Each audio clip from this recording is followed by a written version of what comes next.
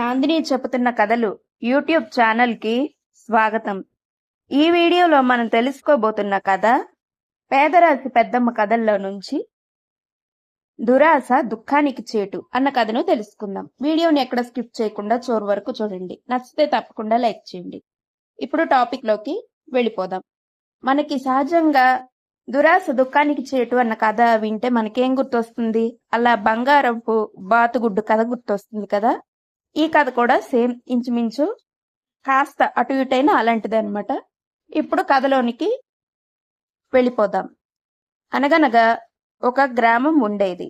ఆ గ్రామంలో ఒక పెద్ద భూస్వామి ఉండేవాడు. అయితే అతనికి చాలా వందల ఎకరాల పొలాలు ఉండేవి.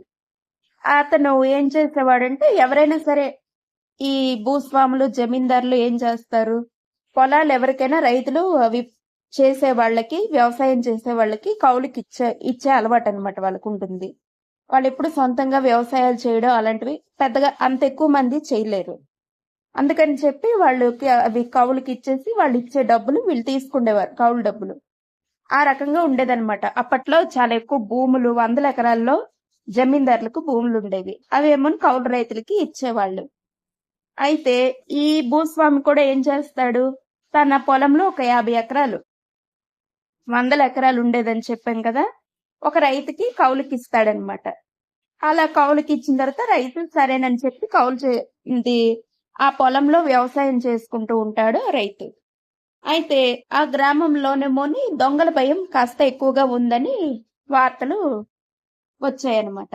దాంతో జమీందారు ఏం చేస్తాడు, ఆ భూస్వామి తన నగలు అవి ఇంట్లో ఉంటే సేఫ్ కాదని చెప్పి తన నగలు డబ్బు కొంత తీసి ఒక పెట్టెలో పెట్టి తీసుకెళ్లి ఏదైతే ఒక రైతుకి 50 ఎకరాల పొలం ఇచ్చాడో ఆ పొలంలోనే దీన్ని పాతి పెడతాడు.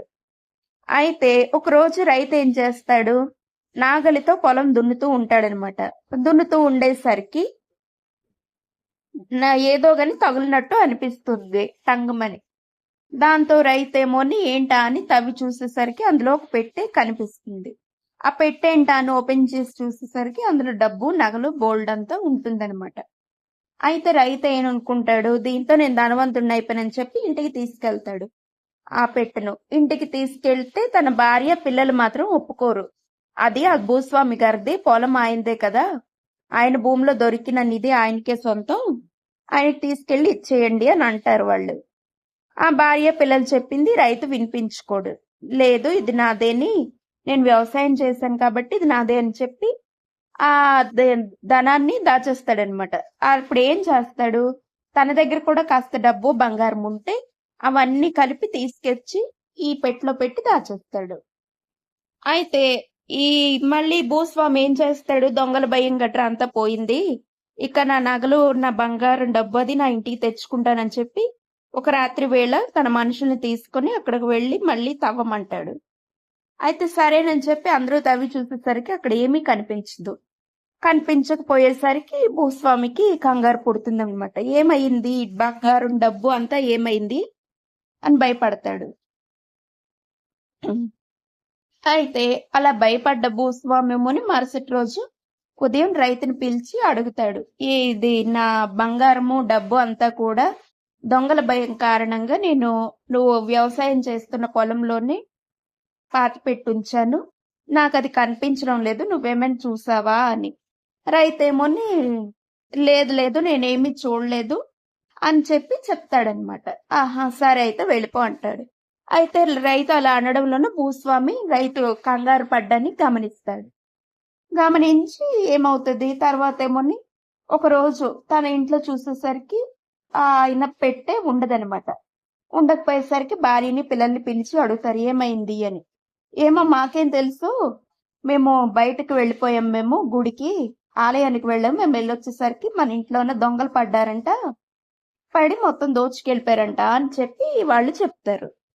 అయితే సరేనని చెప్పి భూస్వామి, ఈ రైతు లబోదిబ్బోమంటూ ఏడ్చుకుంటూ భూస్వామి దగ్గరకు వెళ్తాడు.